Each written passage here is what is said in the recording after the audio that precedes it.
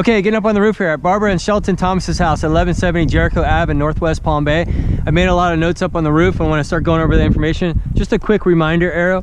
We're going to replace this brown drip edge with your new metal roof. It's going to match your metal roof. So if you pick the bright shiny silver metal, it's going to match. If you pick a color like dark brown, it's going to match as well too. Before I even get off the ladder, I start checking for what's called lifted up shingles. As you can see here, these guys, they're lifted up. I'll talk more about that on the other side where it gets a little bit worse. Got a little bit of damage there. I already took pictures of the attic, and there's a lot of really bad plywood in this area. Hopefully you can see all that flex. It actually gets worse right here, so be careful there. And it actually gets even worse over here. Can you see the depression? Like, I would not have anybody stand in that area there as well. On the back here,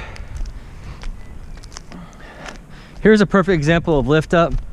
Lift up is caused by storm force winds that get up underneath the shingles. Once you lose this, look at these poor guys just kind of hanging on.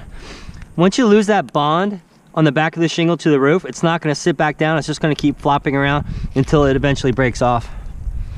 Water is getting in around the nails. Look at all that dirt underneath. Water's getting in underneath the felt paper and then getting into the plywood. So this is definitely the #1 reason why you need a new roof. Much sooner rather than later. Reminder error, talk about the cricket. This is a cricket. It diverts water away from the chimney. So important for this to be done correctly. Oh wow, there is no sealant keeping the water out at this point. I looked at this. We don't provide chimney caps, but I have a recommendation where if you want, it's still in pretty good shape. Maybe just a paint job might work. And then the flat roof. I'll include the photos of the flat roof. Here's the thing, it's in decent shape, but you absolutely do not want to put a brand new metal roof on over top of an old flat roof. So I highly recommend that we just bite the bullet. I'll price it in there and replace the flat roof. That way everything is completely redone. And then we're going to replace all the gooseneck style vents. We're going to replace all the bathroom vents. A little bit of lift up. Let me talk for a quick second on how we're going to do your roof. Here's my example. This is an exposed fastener roof. You can pick exposed or hidden fastener roof. Is called standing seam. Okay, but if you would imagine with me for a second, removing all the shingles, getting down to the bare plywood, just like this area, those areas. We're going to replace the rotted sections with like for like plywood. You get 100 square feet included with your new roof. I'm guessing that's probably going to cover this area here. If we need more, it's no big deal. It's only like $65 per every 33 square feet or something like that. Not that big of a deal, but I have a feeling this is all going to be covered right here.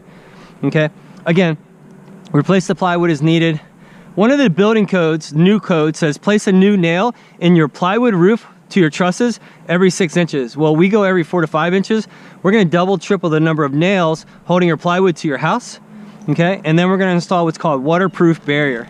Once this stuff touches wood, you cannot get it off. So in the event that, let's just say the neighbor's fence ends up on top of your brand new roof or whatever, it might damage your roof, but it's definitely not going to allow the water to get inside. And then we're going to put your new bright shiny metal roof over top of that.